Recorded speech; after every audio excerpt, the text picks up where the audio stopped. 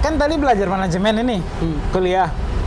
Kok bisa terjun ke presenter tuh bagaimana ceritanya? Welcome back to one and only your love, Mas Pace. Halo, selamat datang kembali lagi di Wandi Podcast. Kali ini saya bersama salah satu narasumber yang sangat istimewa dan saya sangat bersyukur bisa berkesempatan untuk mewawancarainya.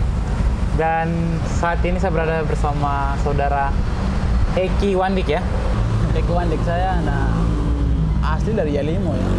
Oke. Asli dari Yalimo. Terus biasa disapa kalau di radio biasa dipanggil Bung Eki. Oke. Kenal dengan Bung Eki, tapi kalau dengan teman-teman biasa sapa saya Eki saja. Kuliah atau kerja atau? Kuliah sambil bekerja. Kuliah di mana?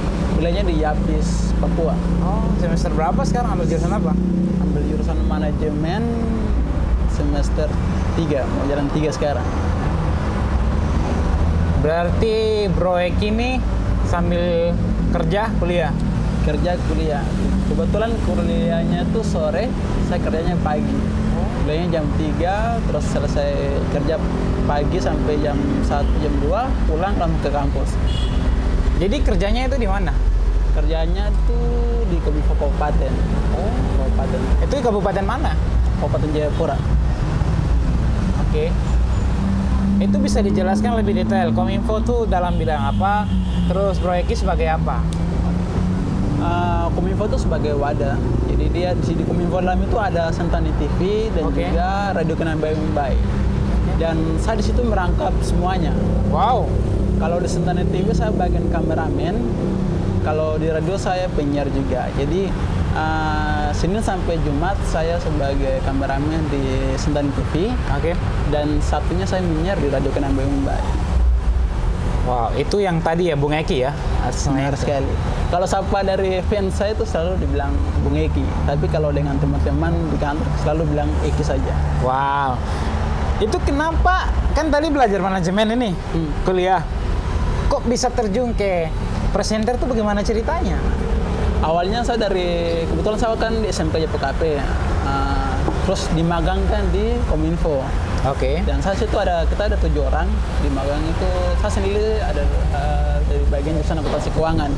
Dan saya punya teman 6 orang itu mereka bagian multimedia. Oke. Dan di kantor Kominfo itu sendiri itu dia satu ruangan dengan IKB, jadi unit produksi berita dan TV dan juga keuangannya. Jadi saya magangnya di keuangannya, tapi pimpinan saya bilang gini, harus tangkap semuanya. Jadi saya kerja di keuangan, kerja juga di IKB. Nah, kurang lebih sampai saya lulus sekolah, terus dipanggil dengan bos bantu di kantor. Itu saya bantu kurang lebih 1 tahun 5 bulan mau bantu saja. Kerja Kominfonya tuh di Kominfo sudah dari pas magang di bulan Juli langsung gitu penarikan saya dipanggil kerja lagi situ. Jadi saya salah satu anak yang dipanggil kerja dari teman-teman yang magang waktu itu di situ. Itu berapa orang waktu itu? 4 orang ya? 7 orang. Oh, 7 orang. 6 orang bagian multimedia, saya sendiri bagian akuntansi keuangan. Tapi karena kebetulan saya sendiri menonjol di situ. Oke. Terus saya juga bisa bidang di bagian multimedia ya, dan dari salah satunya saya dipanggil sendiri dari itu. Dan pertama kali saya dipanggil langsung disuruh jadi presenter TV.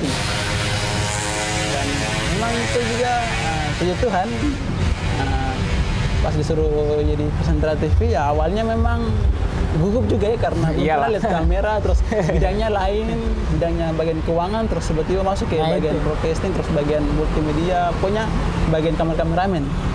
Tapi begitu ya satu organisasi kalau dia punya tujuan visi misinya mengenai itu ya mau tidak kita harus ikuti. Dan begitu disuruh jadi presenter siap. Jadi begitu bawa 1 berita 2 berita dan berikutnya saya karena sudah presenternya sudah ada, saya pindah ke bagian kameramen. Dan itu juga waktu itu saya belum dikontrak, posisinya masih magang.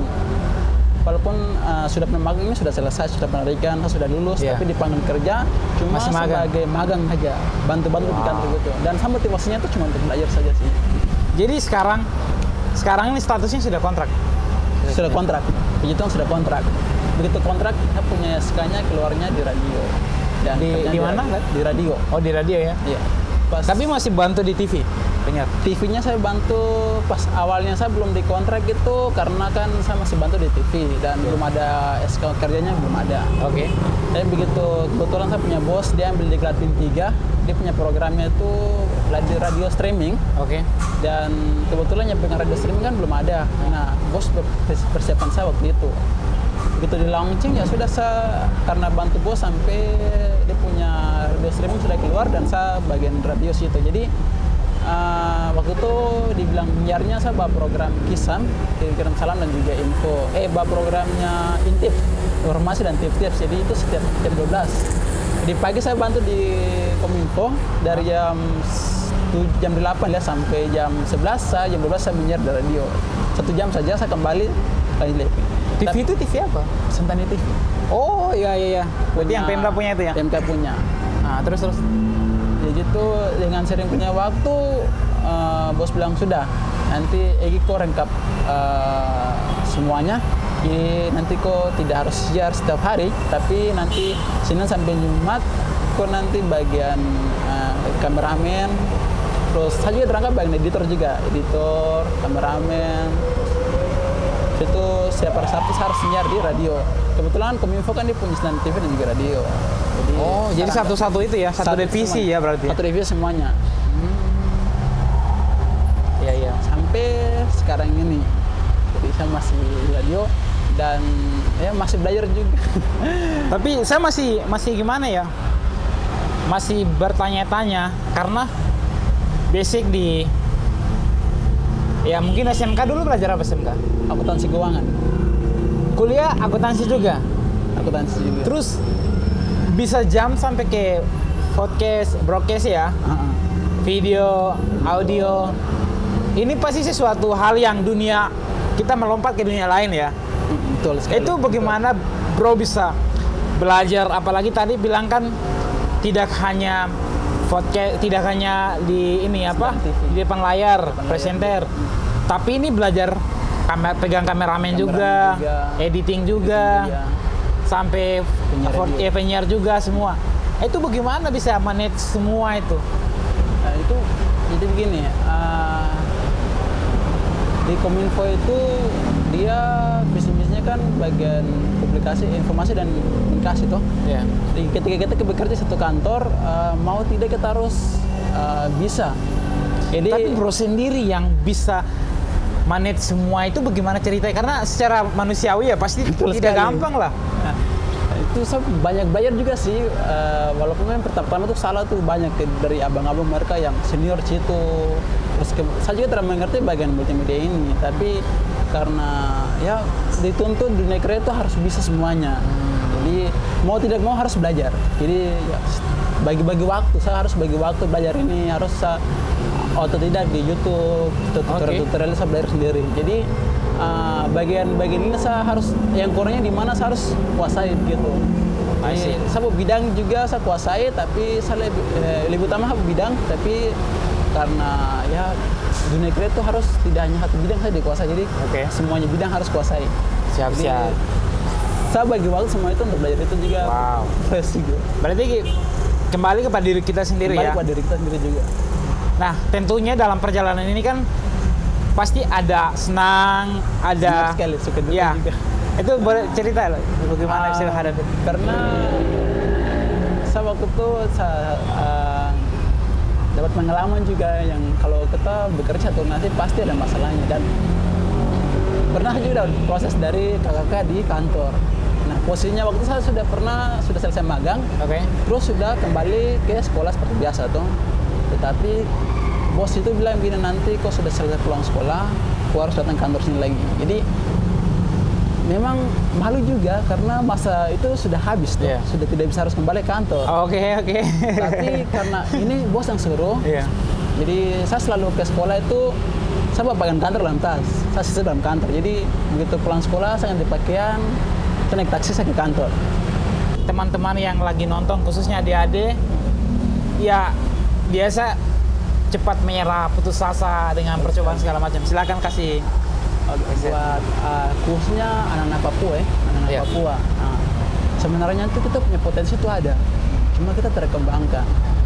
Jadi kalau kita berusaha ingin tahu sesuatu, kita juga harus banyak belajar. Jadi percuma saya kita buang-buang waktu di luar sana yang karena sekarang kan begini, dunia sekarang kan sudah canggih, kita bisa belajar sesuatu. Jadi begini, kalau misalnya saya punya sesuatu yang orang lain tidak punya, pasti saya akan dibutuhkan di banyak tempat. Benar. Jadi buat teman-teman bahkan adik-adik orang buat kamu, sebenarnya tuh kamu tuh punya satu potensi, cuma kalian sendiri terkembangkan. Saya sebenarnya potensinya itu bagian manajemen, cuma saya lihat potensi lagi, jadi saya bisa di bagian media, editor, bahkan jadi penyiar radio. Dan itu juga itu proses yang alami sangat berat juga. Jadi buat teman-teman yang mau mulai, jangan pernah menyerah. Memang waktu itu proses yang alami saya pernah sampai menangis. Tuhan, saya terang datang kantor ini lagi. Wow. Sampai bilang orang-orang di situ sampai kadang begini, aku kan sudah selesai magang, kau datang kantor buat apa? Pernah bos bilang begini, kalau ada yang bilang kok apa kasih tau saya, tapi saya belum pernah kasih tau bos apa yang ada semua itu. Di orang-orang yang pernah bilang saya itu sampai sekarang tuh mereka yang bos punya SK sendiri. Wow. Sampai sekarang ada bekerja sama orang. Sampai kakak yang pernah bilang saya itu dia minta maaf semua, saya bilang sementara itu kita pernah Papua ini kita dukung, bukan kita malah menyatukan. Jadi buat anak Papua khususnya ya, kita di sini kita punya potensi sekarang tuh ada, cuma kita sering tidak kembangkan gitu. Siap. Apalagi kerja bagian pemerintahan itu kita harus punya skill individu. Jadi pikir kita harus kembangkan semuanya itu. Kalau memang kau punya bagian kau di ya mungkin bagian desain grafik, kembangkan itu orang lain di luar belum ada. Mungkin saya pikir kayak